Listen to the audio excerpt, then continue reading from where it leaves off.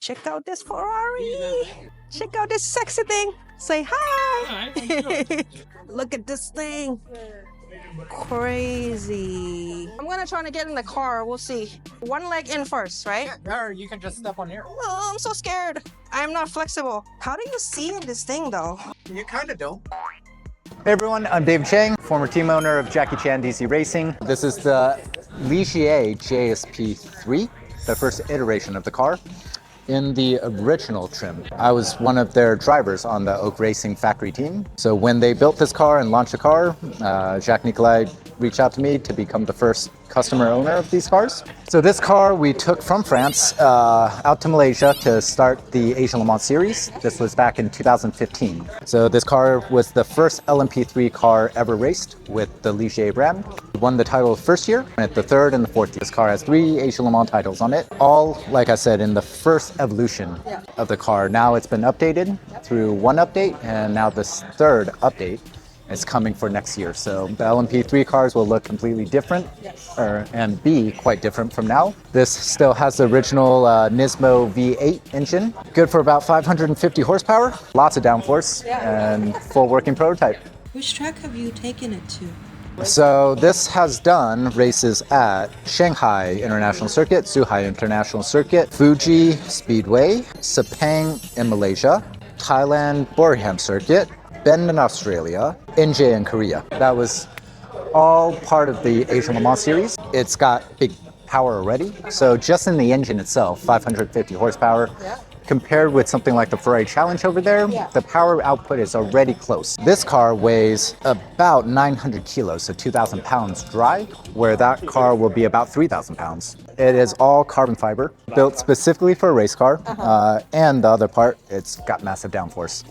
From the front, we have dive planes and splitters. On the rear, a big wing. But where the magic of the car really happens is under the car on the floor.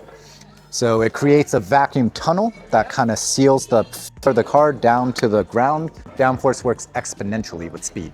Every 10 miles an hour you gain much more downforce for what that speed gives you, which means you can take the corner faster.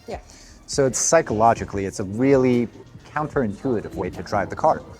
If you're driving a normal road car and you go into 120 mile an hour and that's the limit of the car, now in this thing, if you take it at 120, you'll make the corner just on your mechanical grip. But if you try it at 130, maybe it won't work. You have to push up to 140 to get the downforce working before you can make the corner. So it's one of those, pick your poison. Pick your poison. You either have to be very slow or full attack. And there's almost nothing in between. So that is one of the most difficult parts about driving high downforce cars, is the confidence and knowing that you have to take the corner at a certain speed, even though your brain is telling you it is way too fast for what a car can do. But when the downforce magic works, it just works. Do you feel the G-force in this car? Yes. This car, as you can tell, wide racing slicks, right? So even on the mechanical grip, it is very, very good. Paired with the downforce, this car can easily be pulling 3 Gs under braking and cornering. Yeah, it is something that you do have to train for a little bit, especially the neck. It's something that, there's not a lot of specific ways to train neck, especially without over-hurting yourself, I guess. Best thing to do is start driving it and get used to it. I remember Jan was on the closed cockpit Ligier during our first Le Mans. So it was my first time at Le Mans in 2014, as well as Jan Marnbros. We were both racing for Oak Racing factory team. So we were both driving the Ligier JSP2s. He was on the Nismo engine package. And myself, Ho Pin Tung, and Adderley Fung were on the HPD package. So we were, in a way, teammates, but rivals as well, and manufacturer rivals.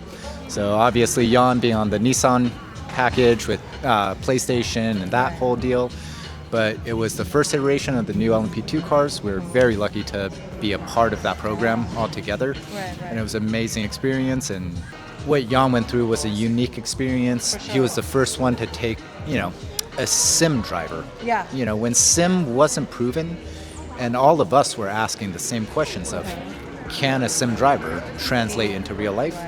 And he was the first one to prove that. And it was a really cool, even for me, it was really cool to see, this kid that virtually came from no racing background, you know, having really driven Formula cars, done the whole karting thing. Yep. You know, like karting as in pro karting. Right. And to see him do as well as he did, and he was very fast at Le Mans. Right. And to see that kind of result, I think that was one of the first case studies of sim is a really actually valuable thing. Right. So are you a sim racer in general? How good are you? I don't do it. Yeah. I don't do it as much as I should. Right. Part of it was just flying around so many years and you know not having a permanent base. But now that I've kind of moved back to Seattle now, and you know, it's something that I definitely want to get into more. But it is absolutely a great resource. Right. I'm constantly talking about building one, and just got to pull the trigger on it. But I will be on the sim with everyone soon enough. Great.